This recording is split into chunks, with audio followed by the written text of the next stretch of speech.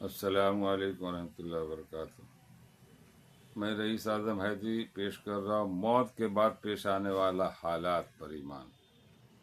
حضرت خالد بن عمیر ادبی روایت رضی اللہ تعالیٰ عنہ روایت کرتے کہ حضرت عتبہ بن غزوان رضی اللہ تعالیٰ نے ہم لوگوں میں بیان کیا۔ پہلے انہوں نے اللہ تعالیٰ کی حمد و ثنا بیان کی، پھر فرمایا بلا شبہ دنیا نے اپنے ختم ہونے کا اعلان کر دیا اور پیٹ پھیر کر تیزی سے جا رہی ہے، اور دنیا میں سے تھوڑا سا حصہ باقی رہ گیا، جیسا کہ برتن میں پینے کی چیز تھوڑی سی رہ جاتی ہے اور آدمی اسے چوس لیتا ہے۔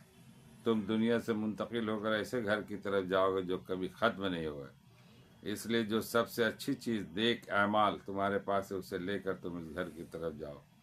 ہمیں یہ بتایا گیا ہے کہ جہنم کے کنارے سے ایک پتھر پھینکا جائے گا جو 70 سال تک جہنم میں گرتا رہے گا، لیکن پھر بھی گہرائی تک نہیں پہنچ سکے گا۔ اللہ تعالیٰ کی قسم یہ جہنم بھی ایک دن انسانوں سے بھر جائیں گے۔ کیا تمہیں اس بات پر حیرت ہے؟ اور ہمیں یہ بھی بتایا گیا کہ جنت کے دروازے کے دو پٹوں کے درمیان 40 سال کا فاصلہ ہے، لیکن ایک دن ایسا آئے گا کہ جنتیوں کے ہجوم کی وجہ سے اتنا چوڑا دروازہ بھی بھرا ہوا ہوگا۔ میں نے وہ زمانہ بھی دیکھا ہے کہ رسول اللہ صلی اللہ علیہ وسلم کے ساتھ ہم 7 آدمی تھے، میں بھی ان میں شامل تھا۔ ہمیں کھانے کو صرف درخت کے پتے ملتے تھے جنہیں مسلسل کھانے کی وجہ سے ہمارے جبڑے زخمی ہو گئے تھے۔ مجھے ایک چادر مل گئی تو میں نے اس کو 2 ٹکڑے کیا، آدھے کی میں نے لنگی بنا لی اور آدھے کے ساتھ بن مالک نے لنگی بنا لی۔ آج ہم میں سے ہر ایک کسی نہ کسی شہر کا گورنر بنا ہوا ہے۔ میں اس بات سے اللہ تعالیٰ کی پناہ چاہتا ہوں، میں اپنی نگاہ میں تو بڑا بنوں اور اللہ تعالیٰ کی نگاہ میں چھوٹا بنوں۔ نبوت کا طریقہ ختم ہوتا جا رہا ہے اور اس کی جگہ بادشاہت نے لے لیا۔ ہمارے بعد تم دوسرے گورنروں کا تجربہ کر لو گے۔ مسلم۔ یہ موت کے بعد پیش آنے والے حالات ہیں، اس میں 2 رائے نہیں ہے۔ ہم لوگ اسی زندگی کو بہت خوشنما زندگی سمجھ رہے ہیں، کھا رہے ہیں، پی رہے ہیں، آرام سے رہ رہے ہیں۔ بات تو صحیح ہے، کھائیے، مگر کیا ہے جو اللہ کے رسول صلی اللہ علیہ وسلم جو طریقہ بتایا اس طریقے پہ چل کے اگر زندگی گزاری اور کھا رہے ہیں، پی رہے تو آپ کا کھانا بھی عبادت، سونا بھی عبادت، رہنا بھی عبادت، سب کچھ عبادت۔ مگر اس سے ہٹ کے اگر زندگی گزارے تو آپ کی وہی زندگی جہنم کی طرف لے جائے گی۔ اور جہنم کا بتائی کہ ایک پتھر پھینکا جائے گا تو اس کو 70 سال لگے گا گرنے میں، اور وہ جہنم میں لوگوں سے آدمی بھرے ہوئے ہوں گے، تو کس تعداد میں کتنے لوگ ہوں گے؟ غور کرنے کی بات ہے، غور کرنے کا مقام ہے۔ ہم لوگ اس کی طرح غور نہیں کرتے۔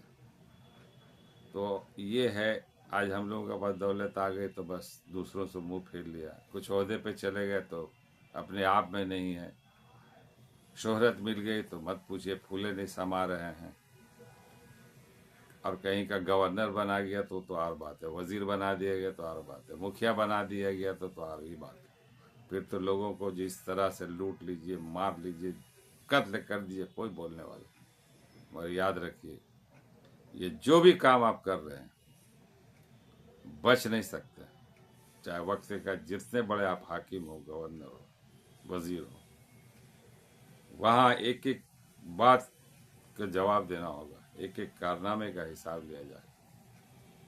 آپ کو اگر بادشاہت ملی تو یہ نہیں سمجھیے کہ بس یوں ہی مل گئی، آپ کو گورنری ملی تو ایسے نہیں ملی۔ تو یہ ہے آج جو ظلم جبر کا جو دور ہے، آج جو ظلم جبر کیا جا رہا ہے، یہ نادان ہے، بیوقوف ہے، بہت بڑے بیوقوف۔ ارے کتنے کو قتل کرو گے، کتنے کا مال لوٹو گے، کتنے کا تم مسمار کرو گے، فائدہ کیا ہے اس سے تم کو؟ اگر ناجائز کر رہا ہے تو اسے گرفت کر لو، کوئی نہیں بولے گا۔ مگر جو بیچارہ غریب ہے، مظلوم ہے، اس پر جو ظلم ڈالے، اس کو بے قصور جو مارے، اس کے گھروں کو مسمار، ہر چیز کا قاعدہ ہے۔ آپ عہدے میں ہیں، عہدے کے نشے میں چور ہیں۔ آپ سے پہلے والے بھی جو ہے نا، موسیٰ کا فرعون کا زمانہ دیکھیے، شداد کا زمانہ دیکھیے، ہارون کا زمانہ دیکھیے، قارون کا زمانہ دیکھیے، ہٹلر کا زمانہ دیکھیے، چنگیز کا زمانہ دیکھیے، دھیرے دھیرے جتنے بھی کوئی بھی ہے دنیا میں کسی کا نام و نشان ہے. آج ہم لوگ جاتے ہیں اس محل میں کھنڈر بنا ہوا ہے، سانپ بچھو کا گھر بنا ہوا ہے. اور آپ کے سامنے بھی ابھی جو فی الحال جو آئے ہیں، جتنے لوگ آئے ہیں آزادی کے بعد سے لوگ ہیں کوئی، تو آپ رہیں گے تو نہیں رہیں گے تو آپ کو تو وہی کارنامہ کرنا ہو. آپ جس مذہب سے تعلق رکھیے، جس ذات سے رکھیے، اس سے کوئی فرق نہیں پڑا. آپ جو بھی ہو، یہودی ہو، نصارہ ہو، ہندو ہو، مسلم ہو، اللہ تعالیٰ آپ کے اعمال کو دیکھ رہا ہے، آپ کے کام کو دیکھ رہا ہے. کون سا کام آپ کا ہے وہ اللہ تعالیٰ اسی کے حساب سے آپ کو سزا و جزا دے گا. تو میرے بھائی ہوش کا ناخن لیجیے. اور جیسا کہ ابھی میں نے کہا کہ موت کے بعد ہم لوگ سوچتے موت ہو جائے گی، کچھ نہیں. موت کے بعد تو آپ کا قبر ہی کا معاملہ آئے گا. کافروں کے ساتھ تو فی نار جہنم، جہنم میں پھینک دیا جائے گا. اور جہنم ہے کیا؟ تکلیف کی جگہ. وہاں ایک ایسے بھیانک چیز ہے کہ اس کے بارے میں تو بہت تفصیل سے آپ پڑھیے، معلوم کیجئے. کتاب ہے، علماء سے سنیے کہ مرنے کے بعد زندگی کیا ہے. یہ مت سوچیے کہ مرنے کے بعد آپ یوں ہی بس آرام سے پڑے رہے. نہیں، اور زیادہ تکلیف. وہاں تو کوئی پوچھنے والا نہیں. یہاں تو تکلیف ہوتی ہے تو کم سے کم بال بچے پوچھتے ہیں، گھر والے پوچھتے ہیں کیا ہوا. وہاں کوئی نہیں پوچھے گا، بس وہ اللہ اللہ کرتے رہیے گا اور کہیے یا اللہ پھر ایک بار بھیج دیجیے دنیا میں. ختم. جب موقع ملا تھا ہوش میں آ جائے.